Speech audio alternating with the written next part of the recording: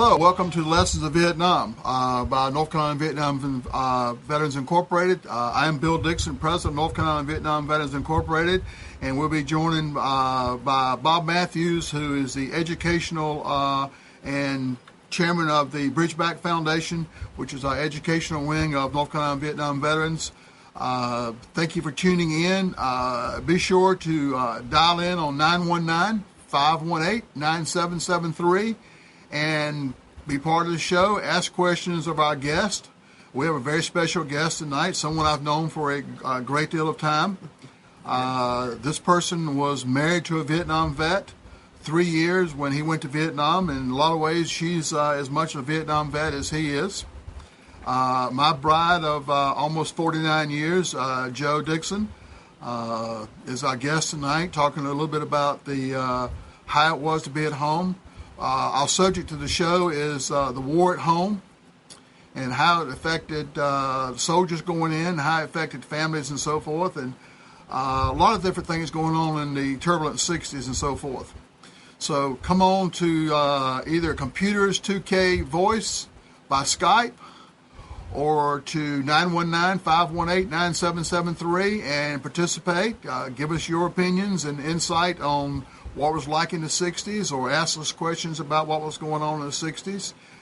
We have a brief presentation that we're going to do in just a moment, and then I'll be bringing on Bob to ask Joe questions, and feel free to call in, ask her questions. A little bit of homework here. North Carolina Vietnam Veterans has got a lot of different projects going on. We're getting ready to go to Texas and do some work there. We'll also have a fundraiser coming up. If you're in the Raleigh area on October 16th this year, join us over at TGI Fridays for either lunch or dinner or both. They're giving us 15% of whatever you spend on meals.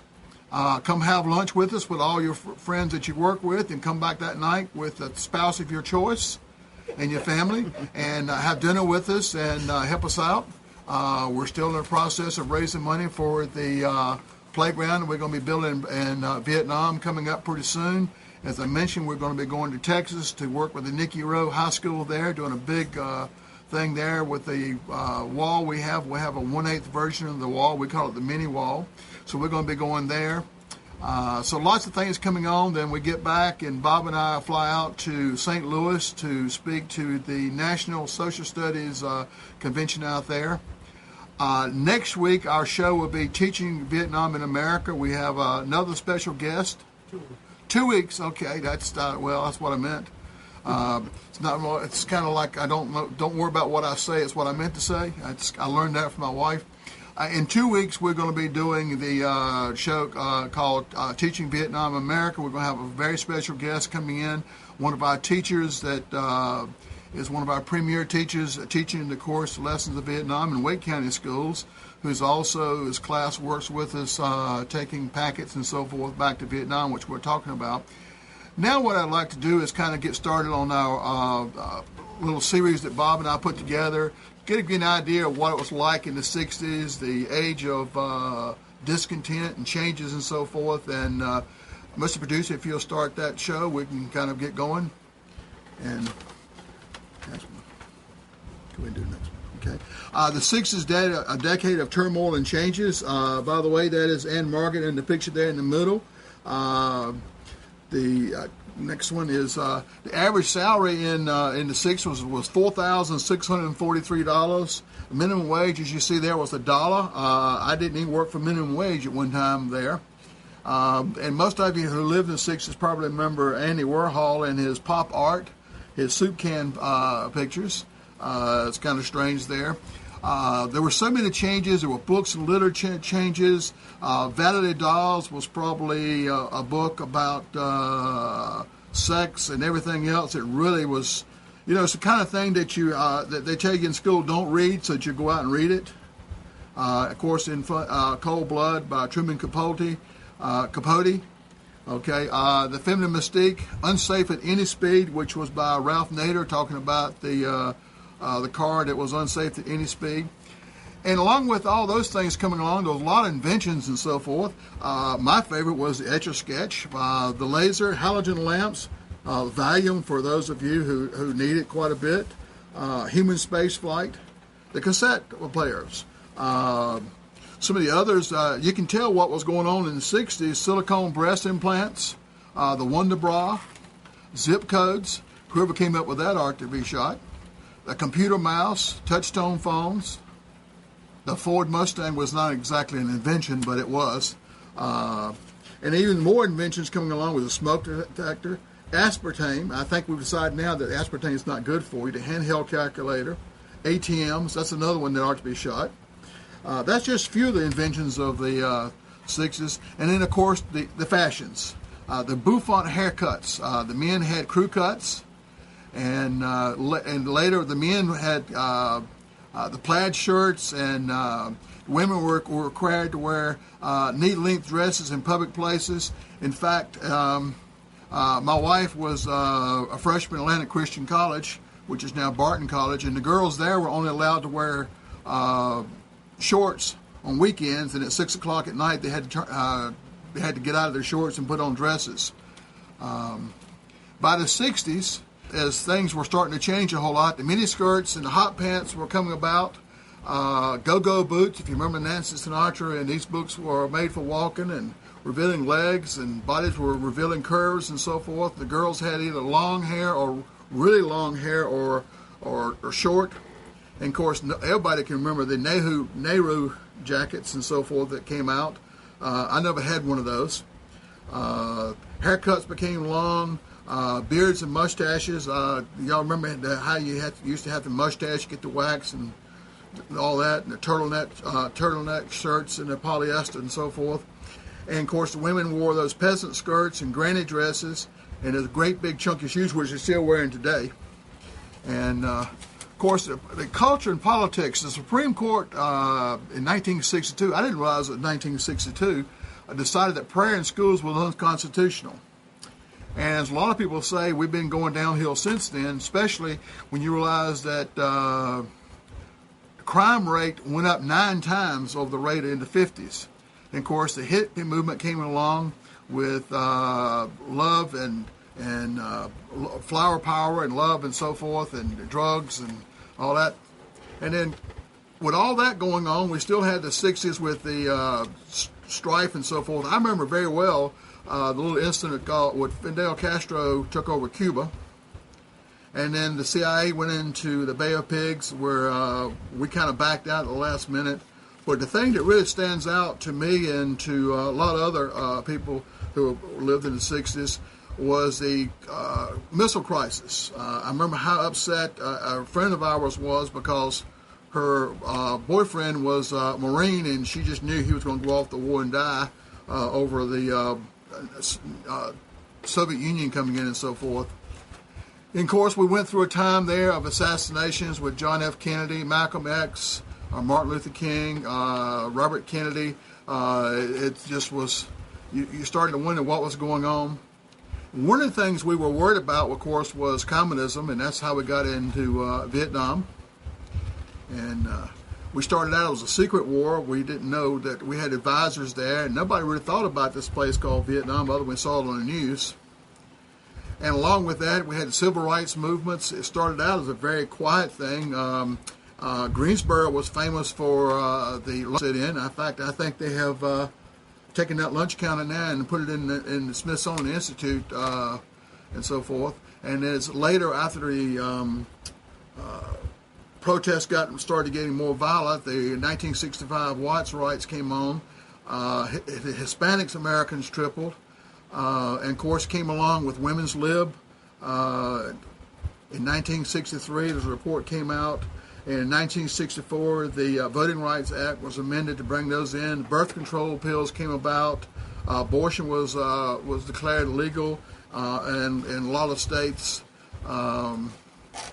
With all that going on, we still had the Vietnam War in the background with the war protesters. Originally, there was only a very small people worried about the war because they didn't feel like they would have to go. And as it went on and draft was stepped up, and there were more people getting drafted, there were more people starting to decide that they didn't. A lot of them didn't decide they were really against the war; they were just against them going on the war. And once they went from the draft lottery to the lottery, a lot of those war protesters kind of dropped by the wayside. But you got to admit it, they had a good thing going. It was called, Make Love, Not War, and the marijuana and all the other stuff. It was a good reason to get out there and protest. In 1964, we had our first march protesting the war. We had 25,000 people show up, and that was still the largest protest we had at the time. And again, we're talking about Vietnam. We had the Tet Offensive of 1968 was actually a victory, but when the news media got through it, it was a defeat. And even though we wiped out the Viet Cong as a fighting unit, Charles Concrete, as I like to call him, Charles Concrete, came out all against the war, and the American people changed. Made President Johnson aside. Then we had the space race going on. There was just all kinds of things going on. TV came in its own right with the Vietnam War, civil rights. You could sit down at dinner and you could watch the riots over here. You could watch the people in Vietnam getting shot. You could see women burning their bras. You could see the hippies out there drinking their, smoking their dope and so forth. It almost got to the point that the talking heads became celebrities in themselves. They almost like they made the news rather than report the news. The music was a big change in the 60s. The folk music, synthesizers came in. I know I can say the word synthesizer. All that came in. It was almost like we were in terminal overload. And, a lot of challenges came out in the 60s. And you need to go out and do your own investigation. We lived with the nuclear war over our head all the time, along with all the other things that were going on. Call us in, 919-518-9773, and ask us questions, and let's talk about those tumultuous times, whatever that word is. Tumultuous. That's tumultuous. That's the reason I got my wife here with me. Things are going on in the 60s, and tell us about how you were in the 60s. My co-host Bill Dixon, my name is Bob Matthews. And as Bill has mentioned earlier in the show tonight, our very special guest tonight is Bill's wife, Jo Dixon, who has been very active in the lessons of Vietnam over the years. She has spoken in our classes at high schools in Wake County. She has come in and spoke at the Encore class for the adults at NC State University. And she has been a great sounding board for all the activities we've had over the years to give you that extra special look at Vietnam. Because when we teach the lessons of Vietnam, we want to talk to everybody, not just the students, and not just have the veterans talk. So, Jo, welcome to the show. Thank you. We appreciate you giving us some time tonight. As Bill's giving you the number tonight to call on if you like. But the subject of our show, and this is the second part of the war at home, is a very challenging subject because most of the soldiers, men and women in Vietnam, the war was like right here. It was an everyday occurrence. Of course, you were scared every day. There was an old expression there, 365 and a wake-up, which meant you're going home. And every day, your job was to survive that day. But then again, you start thinking a bit to the people at home. And Jo, my first question to you would be, how scared were you at home? Hello? Let's see, there's a question. Okay.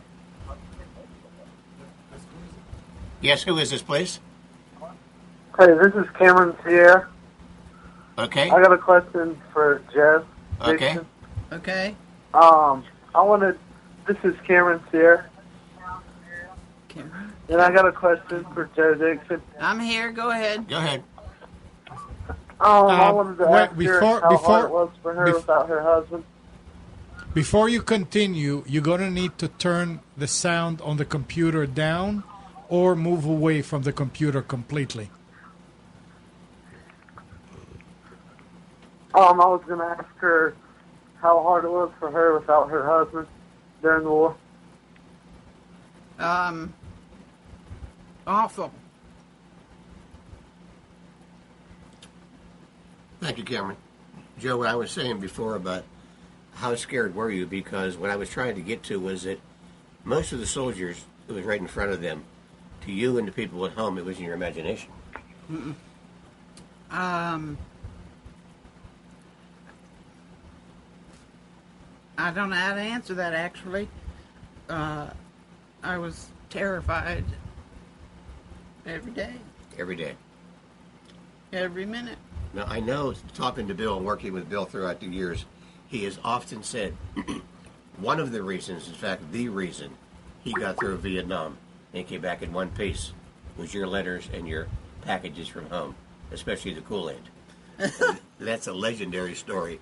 Would you mind going through that story for us, for our audience? The Kool-Aid story? What happened with this Kool-Aid? He said, send me some Kool-Aid, so I did.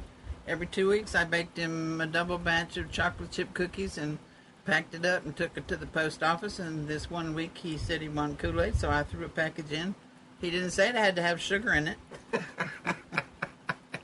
Yeah, the rest is history. The rest is history. He has told that story throughout this country. So I'm known as the Kool-Aid lady. Yes, you are. Okay, go ahead. Who do we have there? Hello, this is Megan Lima. Okay, Megan? My question is, how often did you get to keep in contact with your husband while he was in Vietnam? As a rule, I got a letter every day. If I skipped a day, I got two the next, until we got to Tet. And then when Tet happened, it was before I heard anything.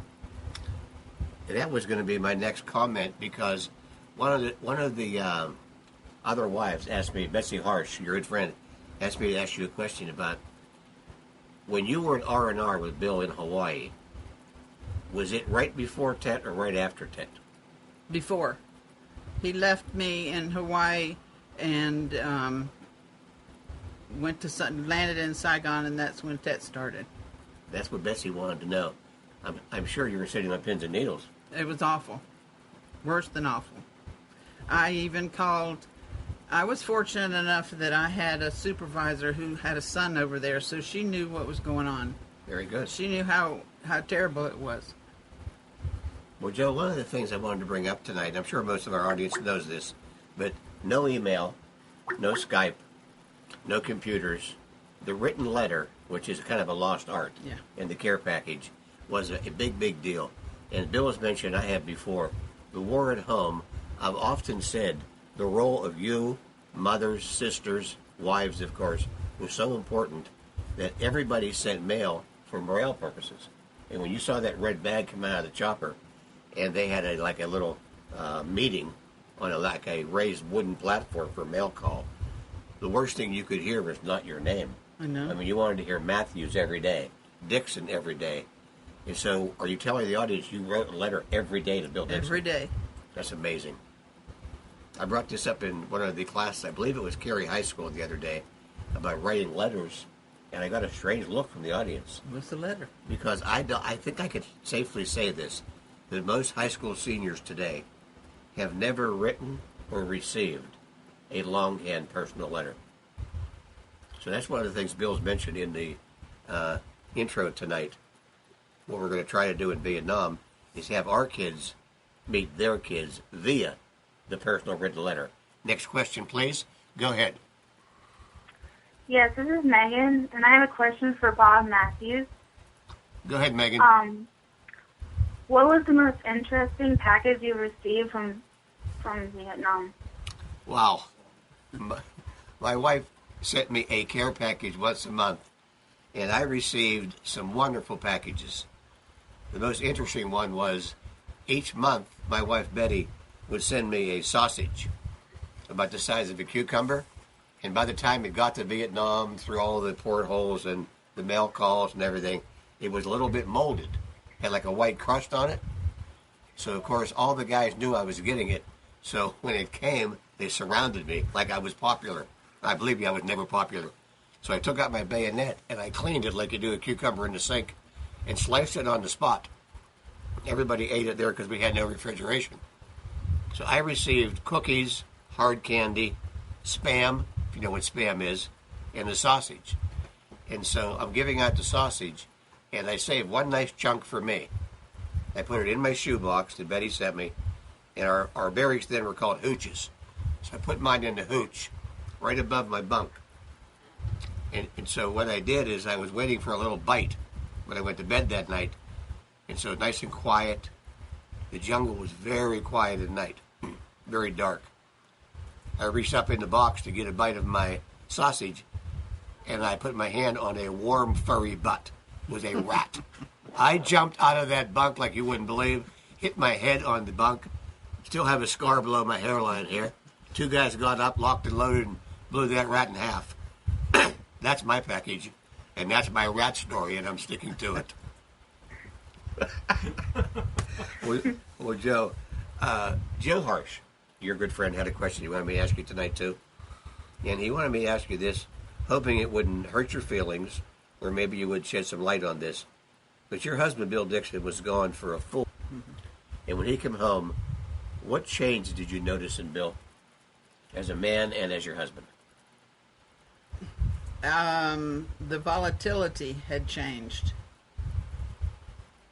He wasn't as easygoing as he used to be. But other than that, not really anything. We didn't talk about Vietnam. Probably that was probably my fault. I don't know whether he never refused to talk to me about it, but we just never brought it up. That was going to be my next question. Well, I'm just helping you out tonight, aren't I? You are. You're great. It would seem like once you got together with Bill after R&R, you would have a million questions to ask about the year, what happened, this happened, because the year, I'm sure, went very, very slow. Because every day we counted in Vietnam, I'm sure you counted at home. We had short-term calendars, short-time calendars. Couldn't wait to get home. And then some of the vets I talked to, when they left Vietnam, they could not wait to get home, see their loved ones, see their families. But then again, they were sad about leaving because we left a job not quite finished. Did you notice any remorse with Mr. Dixon? No. Glad to be home. Glad to be home, and we didn't talk about it. We moved to Texas when he got. Actually, the day he landed, I quit. You quit your job? I made reference to my supervisor, and having a son over there, and she said she knew he was coming home, so she said, when he gets here, call me up and say you quit. So that's what I did. Well, you know, okay, we have another call. Okay. Go ahead, please. Okay, hi, this is Ashley. First off, I want to ask if you have seen Forrest Gump, the movie. Yes. Joe? Mm-hmm. Yes. have. Okay. So, did that movie accurately portray how Vietnam actually was? Joe?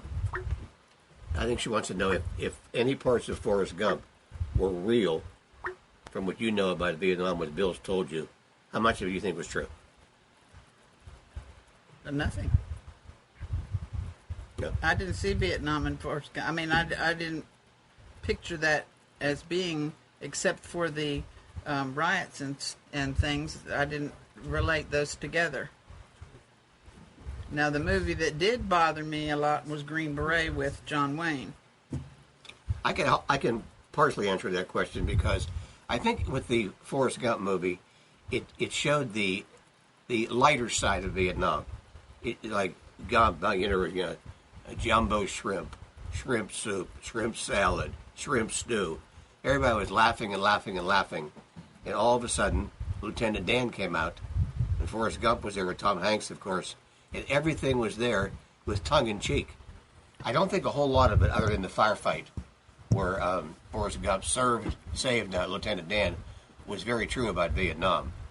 But it was certainly true about home, with the wading pool in Washington, D.C., the ping pong, and all those things like that. A lot of the movies on Vietnam, I would encourage the students and the adults that missed the Vietnam era to look at carefully, because they do tell a good story, but you got to be selective. You can't just watch Rambo, and you can't just watch Apocalypse Now. You have to watch a lot of movies, and you'll get a pretty good story. And then when you get a chance to talk to a Vietnam veteran that lived Vietnam, he or she can set you straight. But actually, Hey, Ashley, hold on a second. Who else we have here? Oh, this is Jonathan. You have a question? Yeah, I had a question for Joe. What did your husband describe in his notes that he wrote back to you? Letters. What did he say in his letters? Yeah. To be honest, I'm not really sure.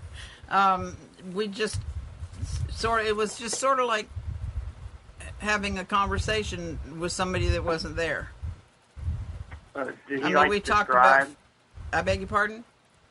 Did he like describe the war at all? No. He would. My husband's kind of strange. That's okay. No, we know that. He would go on recon missions because he was an engineer. He'd have to go out and see about the bridges that were blown up so he could redraw them to be set up again. And instead of taking a rifle, my husband would take a camera. Mm-hmm. So I would get lots of pictures and things, and he did send me some pictures of things that I wouldn't want to run across myself. And he would talk about being in the jungle and working on a bridge, but he didn't really talk about. And I did know about Tet, and I what'd you say? No war stories. No war stories. I did know about when the Pennaprime was blown up. He talked about feeling the explosion and watching it come toward him and sitting up on the bunkers and watching the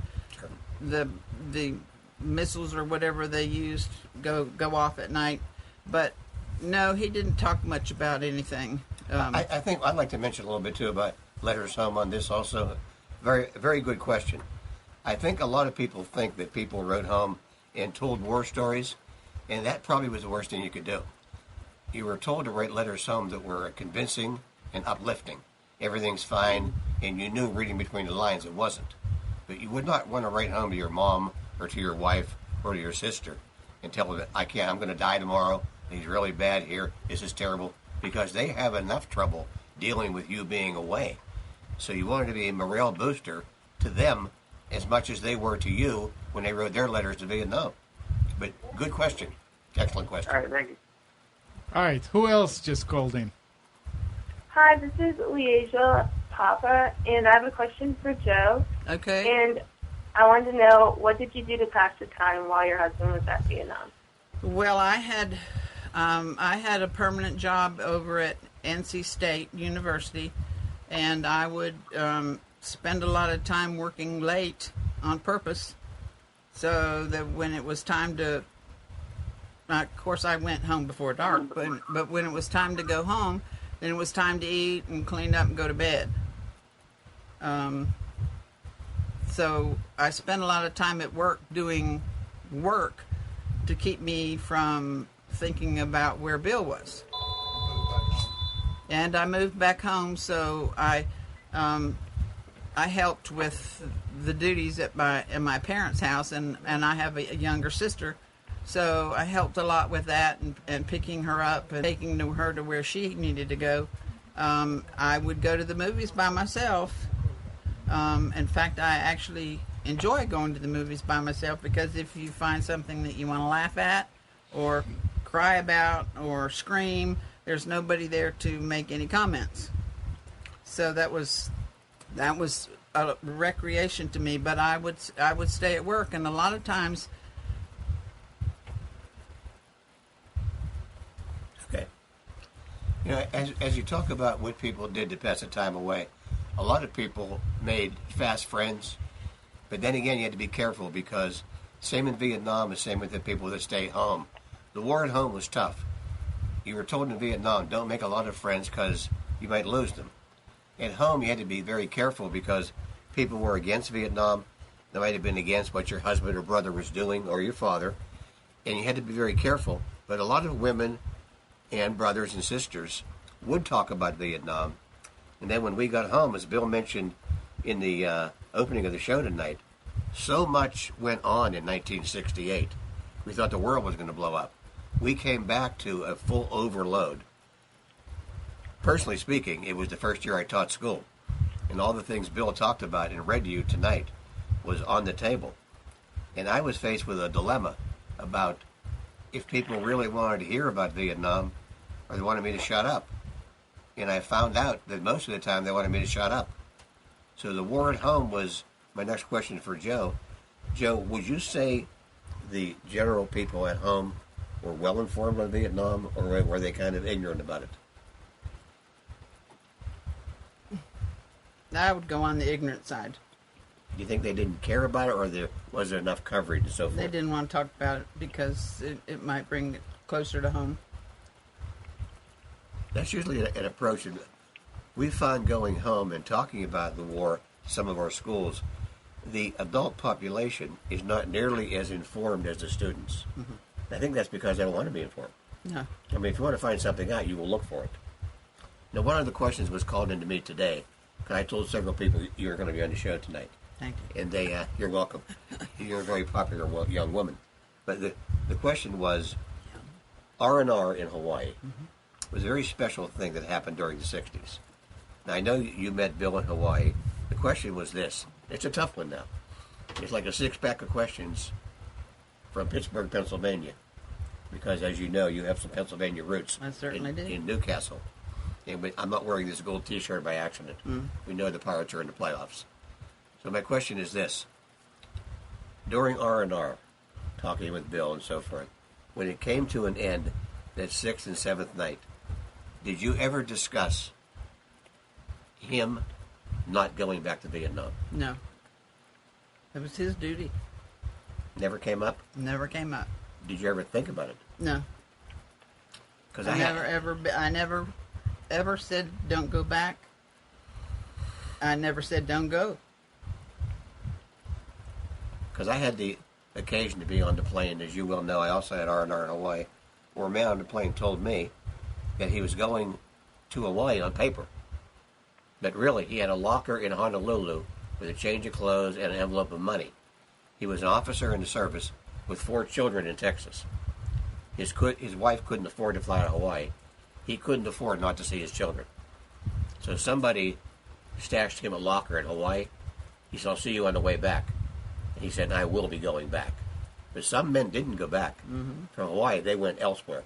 Well, this young man, officer, flew to Texas, saw his family, saw his kids for 3 days, was on the plane back, sat next to me. I said, how was it? He said, what's yours? I said, thank you. Back to Vietnam. And for some men and women, I'm sure it looked like a side door. Maybe I'm sure it did. I'm sure it did.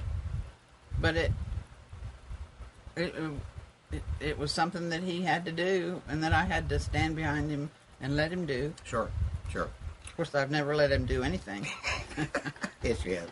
No, I haven't. Yes, We you don't. have. Well, Joe, my next question is dealing with when a soldier like Bill Dixon loses a year of his life in Vietnam and comes back, his classmates and his peer group have moved on. Did you notice any resentment that Bill had over the years, that maybe that year in Vietnam he missed out on a great deal, and if he had to do it again, he probably wouldn't do it? No. My husband would do it again in a heartbeat. Have you ever thought about why Bill Dixon, with the bridge back, goes back to Vietnam? The first time y'all went back, I said, I hope everybody finds what they're looking for. Good comment. And they were looking for a lot of things, believe me. Yes. Believe me, they were. Vietnam is who you guys are. I think it is. Yeah, it is. It's who you are and what's formed you from the time you landed there. I made a comment a couple of weeks ago, and I know there are several people in Wake County schools hate to see me. They said, Bob's going to talk about Vietnam again. And I told the guys in our group that if we don't teach Vietnam, nobody will. And one person said to me, well, when are you going to let Vietnam go? And I said, I can speak for Bill Dixon, Joe Harsh, Bud Gross, all the guys. All of us let Vietnam go the day we landed in the United States. He just won't let go of us. That's right. It's part of your soul. It's part of your fabric. Part of who you are. It's what made you. the person you are. Any more questions or any comments for Joe, please call in at 919-518-9773. Still here. I'm sorry? Somebody's still here. Okay, go ahead. Okay. Are you ready? I mean, I know that they're here. Okay. I don't know who it is. Okay. Joe, I have a couple more questions for you, okay? Yes. You said before you went to the movies yourself and so forth. Did you become closer to your family when Bill was gone, or were you just always close with him anyway? Always close anyway. I think maybe my mother a little bit because I would rely on her. Sure. I think you have to. Yeah. You have to reach out a little bit. Yeah. I would rely on her, and I'd be sitting at work and she'd call me, and I had heard something on some little snippet, never enough to make you feel at peace. Right. And she'd say, "What's going on?" And I said the same old thing. Same. Well, we have a call for you, Joe. Okay, go ahead. Go ahead, please. This is Kathy. I just wanted to know that when Bill got back, did you have trouble giving Yes. the reins of control back to him? Because Yes. you had to do everything while he was gone. I know. I knew what you were going to ask me before you asked it. Yes, I did. I bet. He said he's still fighting. Yeah, I know. He said he's still looking for those reins back. Yeah. He never got them. Probably won't ever. Well, good question, Kathy, because I think a lot of, Bill mentioned before about women's lib and civil rights and all kinds of marches, things were going on. People were asking a lot of hard questions, good questions. And I've said many times before, one of the reasons that we went to Vietnam was for the right of freedom to ask questions. We want dissent. We want people to ask questions, to march, to change things, ask the hard questions. But when people demonstrate, Joe, when you were at the war at home and you saw on TV the demonstrations, the anti-things, how did you feel? Like they were stupid? Like they were stupid. Mm-hmm. Did you ever say anything to anybody? No. I don't like confrontation. No. No, I don't. So, no, I just, that would be something that I'd flip the channel. I see. I remember when, Pretend that it's not there and it doesn't bother you anymore. well, when, as Bill mentioned about the talking heads, with Walter Cronkite, Howard K. Smith, Huntley Brinkley, all the superstars of the media were coming of age, and the three networks were operating gangbusters. No cable, none of that. Sitting down, watching, you really got your information by the 6 o'clock news. I didn't, to start with, I didn't want to see the news, but then I had to see the news. Oh, sure. And even though I didn't want to hear what they were saying, I had to hear what they were saying, if that makes any sense.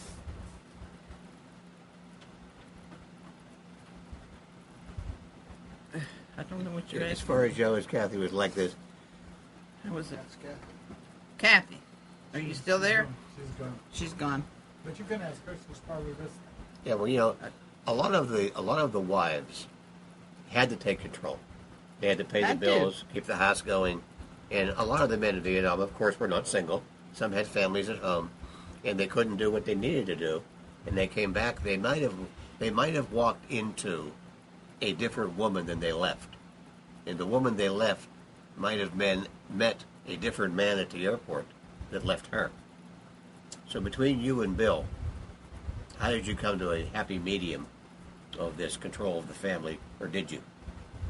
Well, we didn't have any children, so that wasn't an issue. We just kind of worked through it. We didn't have a menu or anything or a script. We just kind of worked through it. We went to Texas, as I mentioned already. Yes. I stayed home. I didn't work. I did the laundry and I starched things and made them stand up and that sort of thing. And we just kind of evolved back into. He'll disagree, but he's always the one that makes the choice, the top decision. I see. we discuss it, and He's shaking his head. I know, and I give my opinions and he gives his, but his is the last call. He won't agree with me, but his is the last call. Well, Joe, I know several times over the years, you have gone with Bill and with the group. You've been to the wall in D.C., of course, dozens of times. You've been to Arlington, of course.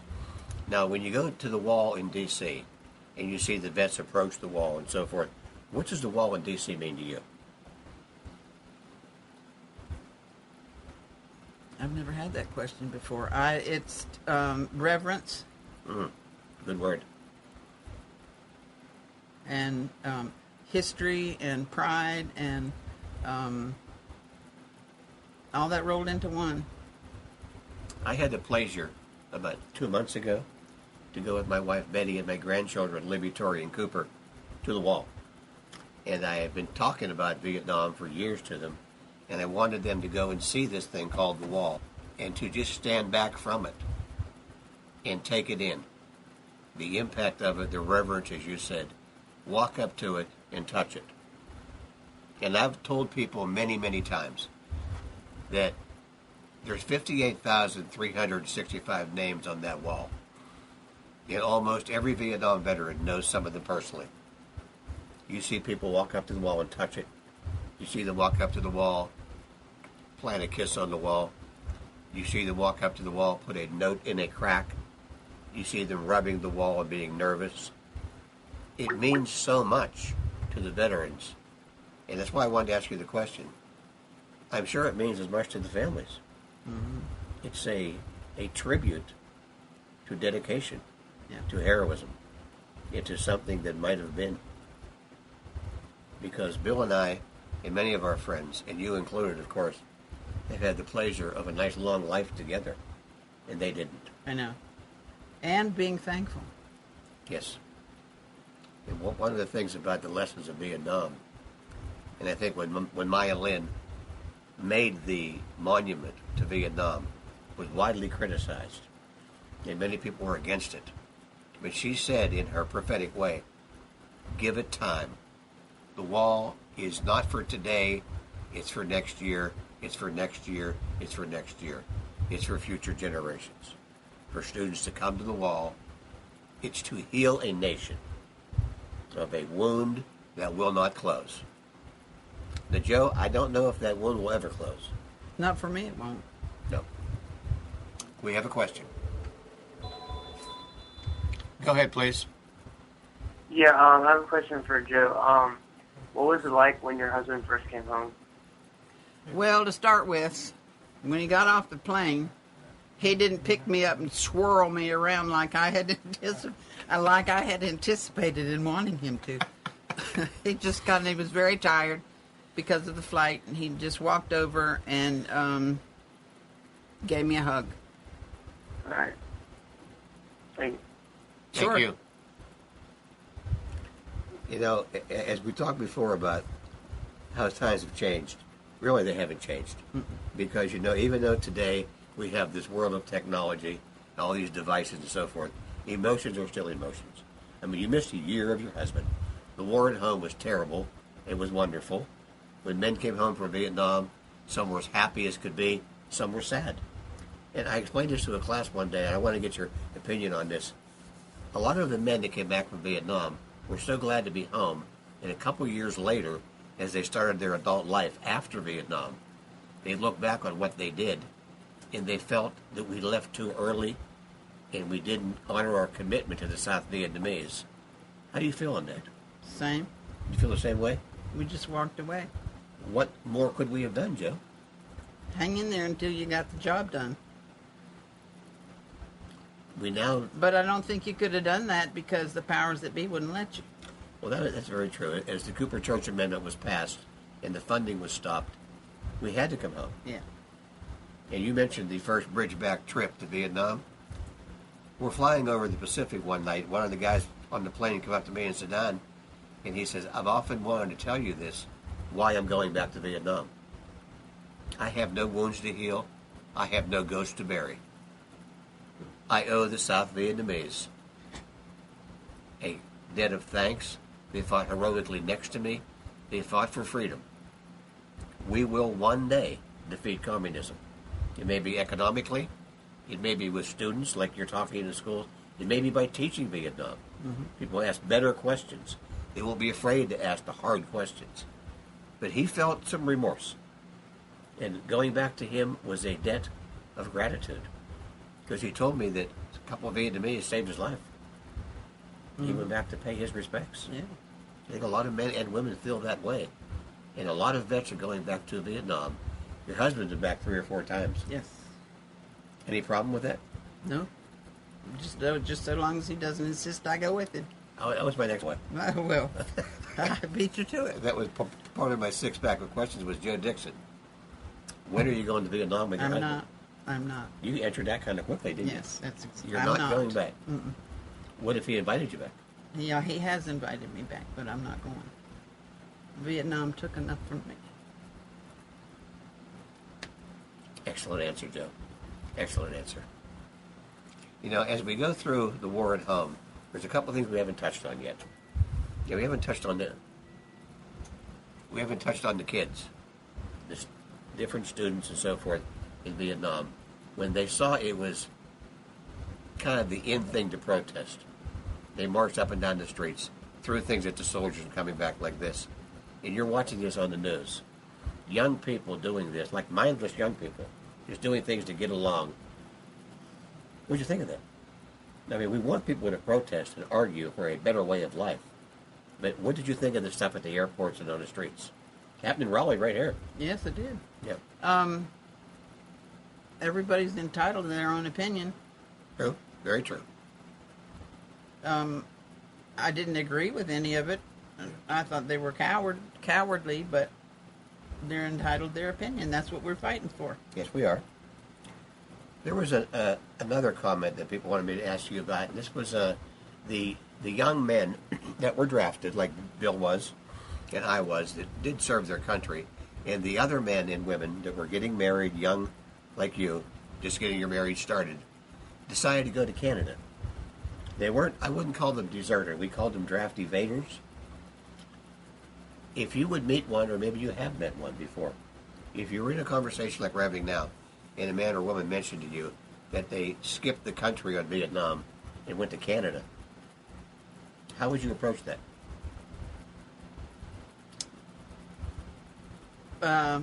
Probably skip over it. You'd like- Told you I don't like confrontation. But That's their choice. okay. Because we had 2 presidents that came in at the tail end of Vietnam. Gerald Ford, obviously. Gerald Ford came in after Nixon resigned, and he gave what's called a conditional pardon. There was over 120,000 men went to Canada. Now, a lot of people that study Vietnam or study history, they think like 8 guys went up there. It was a pipeline to Canada, almost like the Underground Railroad was in the Civil War. And so Gerald Ford gave them a conditional pardon, which simply said this: if you come back to this country and you apologize for what you did, we will give you a way to honor your service. You can work in a hospital, you can work in a hospice, you can work somewhere to serve your country conditionally, and they will remove that stigma from your record. And some took advantage of that. Most Vietnam veterans didn't like that. They said, you went to Canada, stay there. Now, that's the Vietnam veterans now, not the people that stayed at home, like yourself, and you said you avoid confrontations. And our next president to come in, the beloved Jimmy Carter, a very, very popular young man from Georgia. And he came in and he gave the Vietnam evaders an unconditional pardon, a blanket pardon, which meant completely whatever you did, wherever you went, everything is forgiven, welcome home. Well, that caused a terrible uprising among Vietnam veterans groups around the country, and almost everywhere where Bill and I go to speak, this comes up, along with Jane Fonda, along with people like this, that were a little bit down on this. We have a question. Go ahead, please. Hi, Bob. This is Russell. Just wanted to ask you and Joe what you thought of Jane Fonda. Joe Dixon can take that one first, because this is not an X-rated show. Joe Dixon, please. Probably the same thing that you've heard my husband say. Bob say? I don't care for her at all. I think she treated the country that she's from terribly. I'd like to try that too, if you don't mind the second answer. I had the pleasure to encounter Jane Fonda in Durham, North Carolina a few years ago. And I will make a comment that Jane's a handsome woman. But what she did is alleged to have done and has sworn to this day that she hasn't done it. When she went to the POW camps and made fun of Americans and so forth, I had a very simple solution for Jane Fonda's dilemma. And she apologized to Barbara Walters, and Barbara rejected the apology, almost spit in her face. I wouldn't do that. But I would ask Jane Fonda to go to the closest post office and surrender her driver's license and take her citizenship from her and put her on the first boat to China. Take away her citizenship because she does not deserve to be a U.S. citizen until she makes a full accounting and apologizes. Because there are men and women that are students of Vietnam, much more than me, that will bet you a bologna sandwich that Jane Fonda caused us to lose lives in Vietnam with her rhetoric and her actions. Now, I won't go that far, but I will say this. I rarely forgive and I never forget. I think Jane Fonda is a traitor, and I'd like to meet her, and I'd like to spit in her face, but I wouldn't, because I'm more respectful than that. But thank you for the question. And you wouldn't even send her to Vietnam. You don't want the country to get. I don't want her to go to Vietnam. She's been there enough and done enough damage. I just said China off the top of my head. I'd send her to an island somewhere, take away her citizenship, and maybe she could make another movie. We'll see. I don't think anything wrong with it. You would agree with me? Okay. Well, Joe, we're coming to the close of our comments, and again, I'd like to thank you quite a bit for sharing your life with us. And the war at home was very difficult. It's very hard to teach this. As we start to teach Vietnam, as Bill mentioned, our next couple of sessions, we're going to have sitting here 2 young men that are teaching Vietnam today. And that as long as I have taught school, teaching Vietnam is the hardest thing I've ever done and the most enjoyable. It's a very, very difficult thing to do. But it's necessary. Yes, it is. Now, Bill Dixon, did you have any final questions? Nope. Now, I have to save my last 2 for Joe. Part of my 6-pack of questions, Joe. When you went to R&R with Bill and you talked about Vietnam, I know there were questions you never asked him because you didn't want to know the answers. That's right. Now, when he got home in a very private moment, and maybe you, as you mentioned before on the show, a lot of people at home, although they loved Bill Dixon and they loved you, did not want to hear about it. They just wanted to go on with their lives. When you got home, did you finally ask the hard questions? No. I have found out the circumstances of his life in Vietnam by just listening. I see.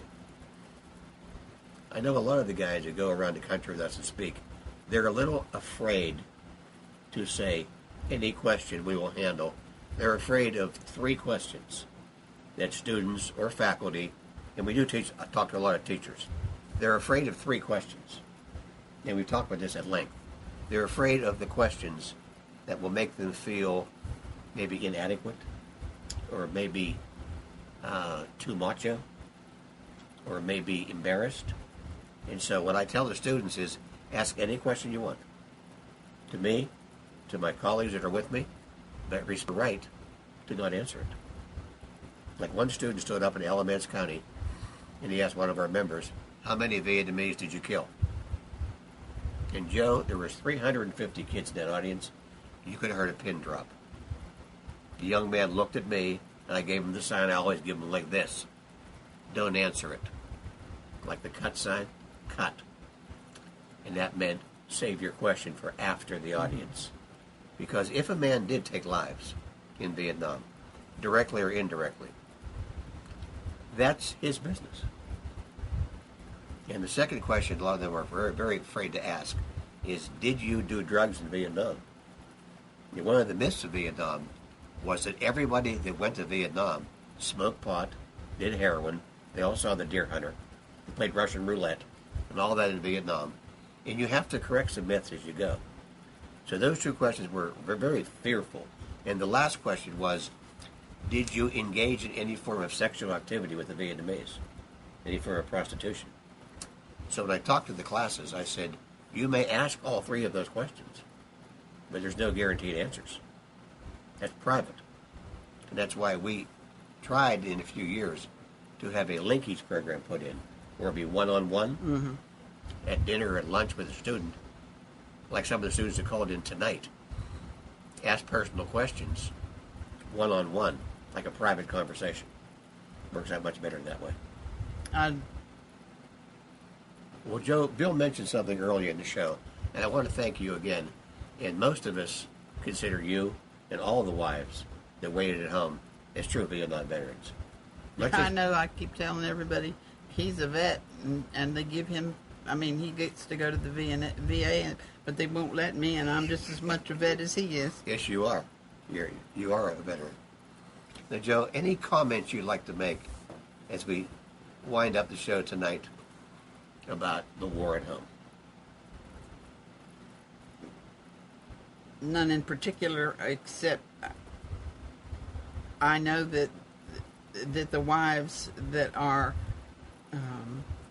involved in the military service right now are enjoying the Skype and the internet, but that might be harder.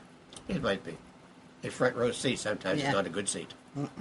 That might be harder, but yeah, it might be. Now, we talked before about the war at home, and I want to thank you for all your calls tonight and all your interest. But as I said before on one of the shows, the most popular four-letter word in Vietnam was not beer. It was home. And although America was blowing up at the seams, it was the best place in the world to be, and we couldn't wait to get home. We fought a war in Asia. We came home to confront a war at home. We took both in stride, and we thank you for being willing to learn more and more about Vietnam, and the lessons of Vietnam continue. As Bill mentioned, next session we'll have on two young teachers who are taking the bull by the horns. We started with one class in Wake County schools 15 years ago. The lessons of Vietnam now is in 725 high schools. We thank you for your interest. We thank you for everything. Keep your questions coming.